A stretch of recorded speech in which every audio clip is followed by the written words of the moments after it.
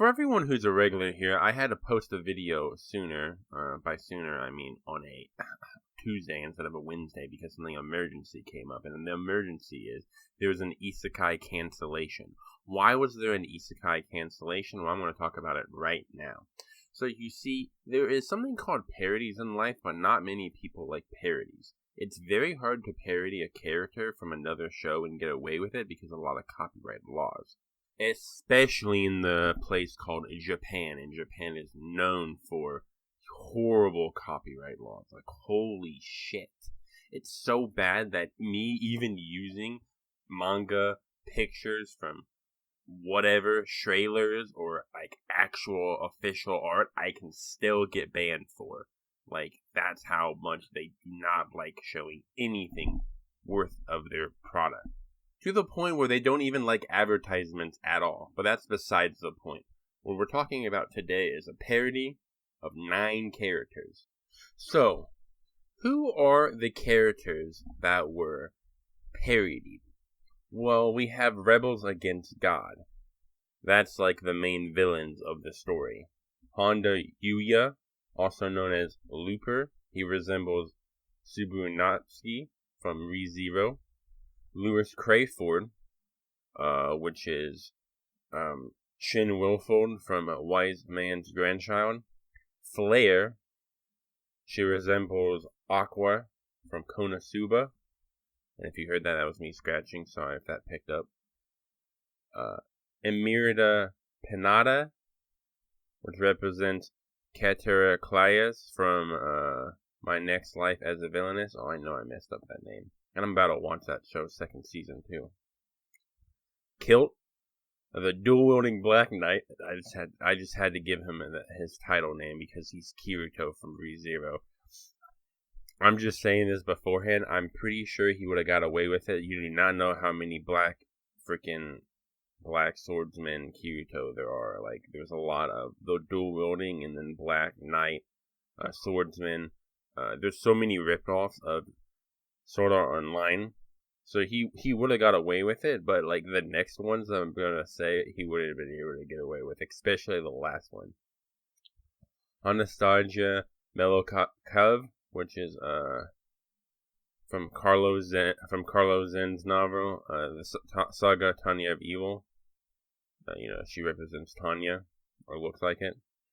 Roro Izen Diga. I don't know how to pronounce that too well. Also known as the name Slime. She bears the resemblance of Rimuru Tempest from Fuse novel series. The time I got reincarnated as a slime, so the last one I just keep seeing and it makes me laugh. Sorry. Yukiko Shijo, also known as Otherworld Restaurant. She bears the resemblance of Aletta from Junpei Inuzuka's novel series Restaurant to Another World, which is an isekai I have yet to see, sadly. I've seen all these except that one. And then Dawn Will Dead, also known as the Undead King. He bears a resemblance of Ainz Ul Gon from the novel series Overlord. Yikes. I'm pretty sure he would have gotten away. He would have gotten away. Like, if you look at these characters side by side, some of them bear a resemblance, but like Lewis Crayford and like Shin Wilford, like, yeah, sure, they look very similar, but like, if this was your first isekai novel, or maybe your third or fourth, you wouldn't know what freaking Wise Man's Grandchild is. I mean, it's not that popular in the US, so I don't know about the Japanese folk, but in the US it's not popular at all, or at least in the West it's not popular at all, so like you would have gotten away with this. But now we're going to be talking about the controversy that happened recently and the cancellation of it, even though I did talk about it a little bit beforehand. The reason why it was canceled was not because of Twitter, which I thought originally, me being an American, I thought, oh shit, Twitter is at it again, but no. It was actually readers from Japan noticed these similarities, and they were like, hey, these look very similar to these characters. And then Monthly Dragon Age, the publisher of this story, Sheet Slayer, was like, they apologized to the readers and the creators, and I quote, they are saying that they promise they will pay more attention to prevent similar issues in the future. Which is okay. So, here's my review of the one chapter that is out of the fastest cancellation of a manga. Parodies are funny in like a sense of their own because they know they're taking the piss out of someone. Like, for example, I know Gintama alone has taken the piss out of Dragon Ball, Bleach, and I'm pretty sure Full Metal Alchemist, but don't quote me on that. I just know that they take the piss out of their show. Of other shows, I mean. Even themselves. That's why I stuttered. They have made fun of themselves in that manga. So it's like a parody inside of a parody. It is really funny. And I'm pretty sure he would have gotten away with this if not all 9 characters resembled the other people. And if they didn't have names that were like, oh, okay, well that makes sense. Like the one girl, freaking the one from the other restaurant, the one that I haven't read yet. Her name is Otherworld Restaurant. Like that's the title she bears. It's like stupid. You know, if they just said, I don't know, made it in a restaurant, you know, they probably would have got away with it. So, the one that they took the most liberation from, which, you know, before they even said their names, I'm like, okay, dude, the Undead King, alright? I didn't even know the other name. I was like, yo, that's Ainz Ul Gon. Are you kidding me? But I did like the concept of this story.